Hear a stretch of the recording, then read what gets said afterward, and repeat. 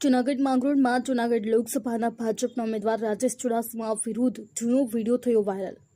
જૂના વિડીયોમાં પૈસા લેવાયા હોવાના થઈ રહ્યા છે આક્ષેપો। આ વાયરલ વિડીયો અંગે અમારી ન્યૂઝ ચેનલ કોઈ પણ જાતની પુષ્ટિ કરતી નથી, પરંતુ આ વિડીયોમાં રાજેશ ચુડાસમાને હરાવવાની વાતો સામે આવી રહી છે। વિડીયોમાં કહેવાય રહ્યું છે કે ગદ્દારોને માફ નહીં કરાય। વિડીયો વાયરલ થતાં રાજકીય ખળભળાટ મચ્યો છે। રાજેશ ચુડાસમાનો જૂનો વિડીયો વાયરલ થયો છે, જેમાં કહી રહ્યું છે કે પૈસા લેવાના થઈ રહ્યા છે તેવા આક્ષેપો પણ કરી રહ્યા છે।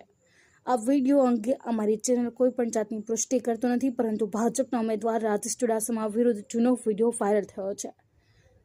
વિડીયોમાં કહેવાય રહ્યું છે કે ગદ્દારોને માફ નહીં કરાય। વિડીયો વાયરલ થતાં રાજકીય ખળભળાટ જોવા મળી રહ્યો છે। મિત્રો હાર જીત તો હેલા કરે તો ભાઈ હરદાસભાઈ કહેતા હતા એમ ક્યાંક પાછળથી ઘા માર્યા છે।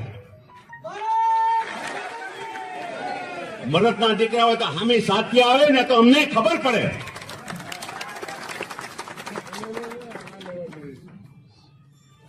રૂપિયા લઈ ગયા છે મારી પાસેથી, મિત્રો રૂપિયા લઈ ગયા છે, માયકા એટલા રૂપિયા આપ્યા છે અને ગદ્દારી કરી છે એનું દુઃખ છે। આજે આ પરિવારે ક્યારેય ગદ્દારી નથી કરી।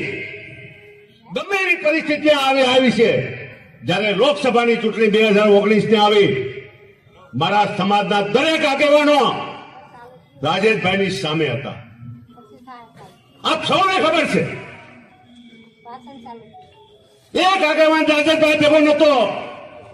મને કોળીનારના ચોકમાં મિટિંગ કરવાની ના પાડી અને એ આગેવાને મેં ફોન ઉપર કર્યું તો કોઈ માયનો લાલ છે કે મારી મિટિંગ અટકાવ, મારી મિટિંગ કરવી છે।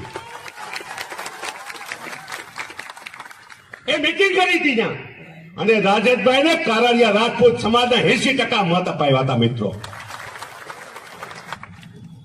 આ એ પરિવારના સંસ્કાર માનસિંહભાઈમાં રહેલા છે। એટલે મારી વિનંતી છે, આવા ગદ્દાર લોકોને ક્યારેય માફ નહીં કરતા। અમને એમ કે 900 મત એટલે મામૂલી મતદાન કહેવાય મિત્રો, ના મામૂલી મત કહેવાય। એવી ખબર હોત ને તો ગમે ત્યાં ધાર પાડીને પણ લઈ લે।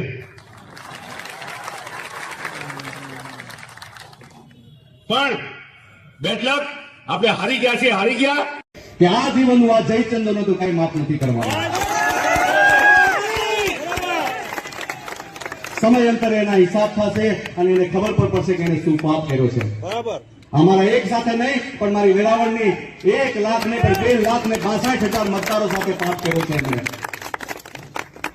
એમને ક્યારેય માફ નહીં કરીએ અને ભારતીય જનતા પાર્ટીનું પ્રદેશનું નેતૃત્વ પણ આ વખતે માફ કરવાના મૂડમાં નથી।